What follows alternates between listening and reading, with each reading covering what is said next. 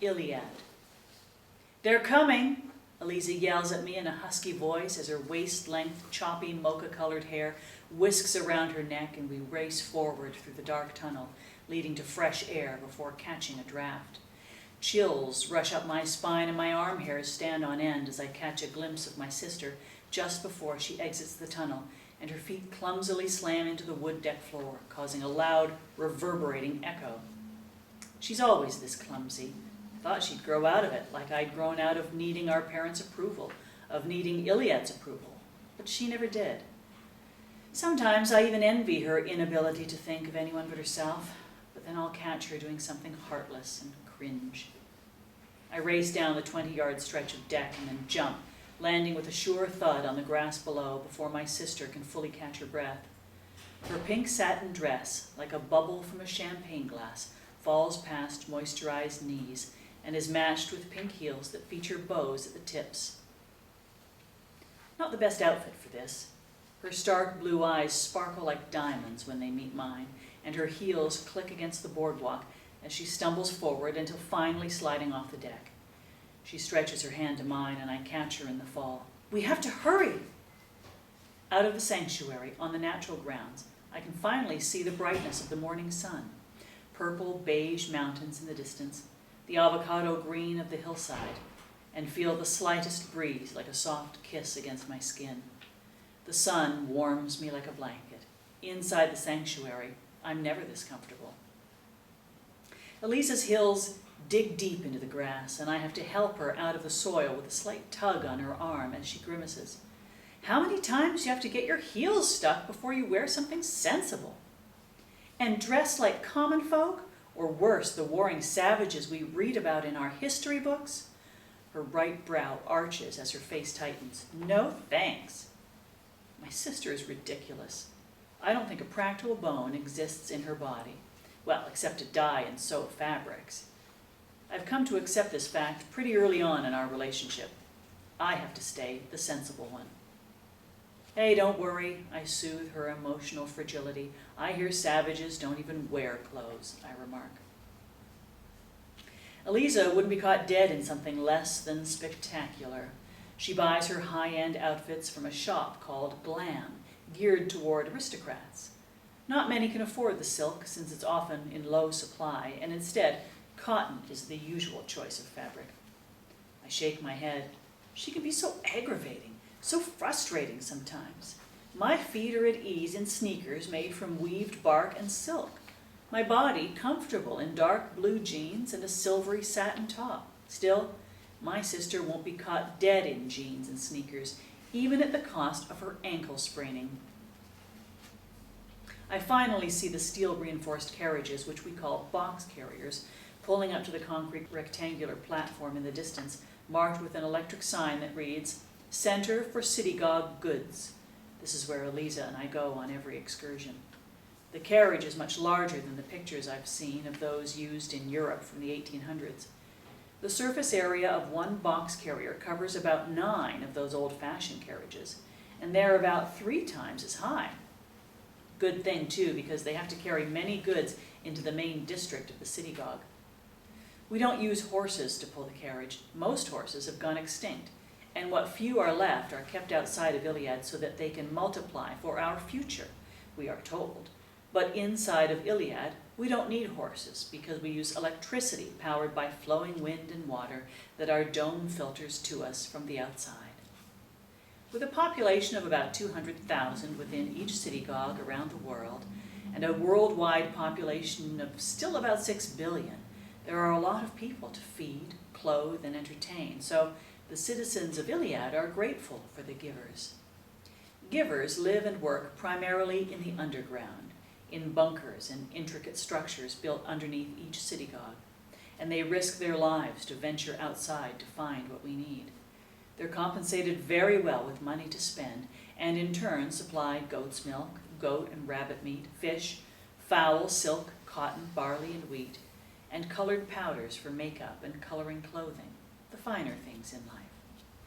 They are considered the most noble of our society, revered, and even have their names in plaques on the walls of the sanctuary, but we're prohibited to speak with them. or even get within a 20-yard radius of the givers.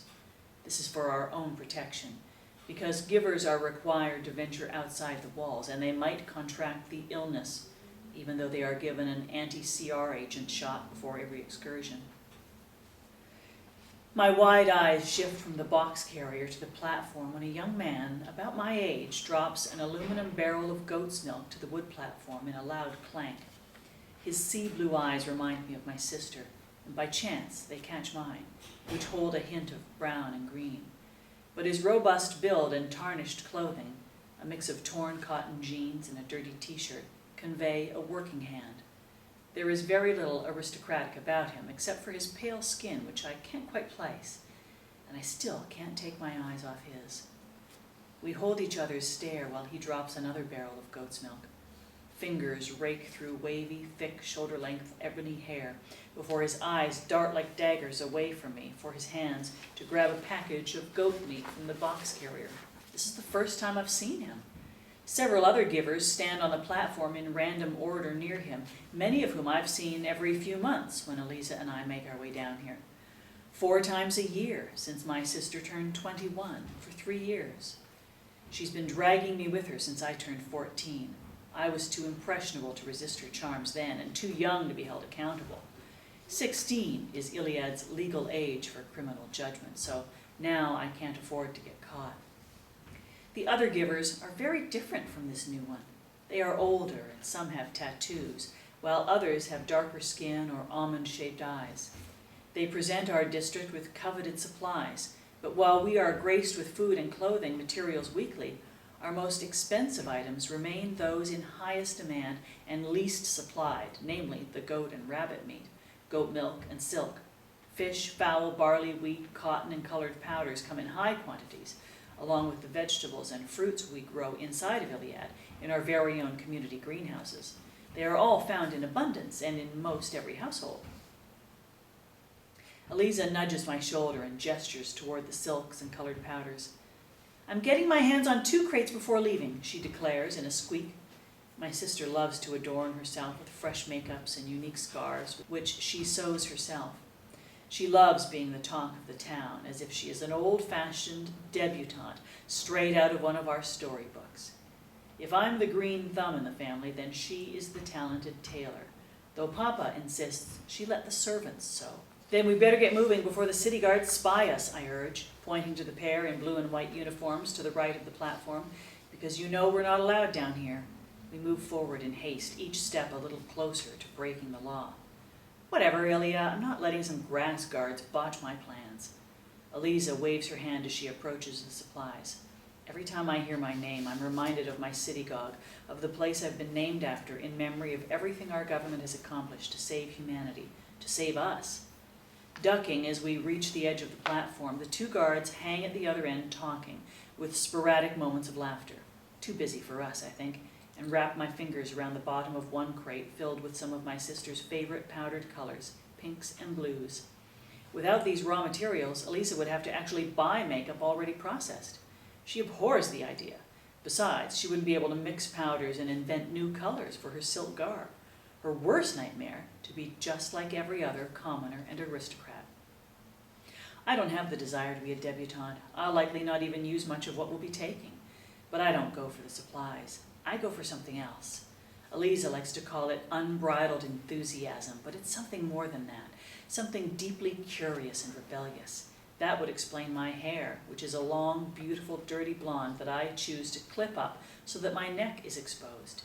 Young women don't wear their hair short in ILIAD, exposing their neck, at least not for the most part. I think I wanted to make a rebellious statement without actually having to defy social norms too much. All my sister wants to do is fit in. My sister and I couldn't be more opposite.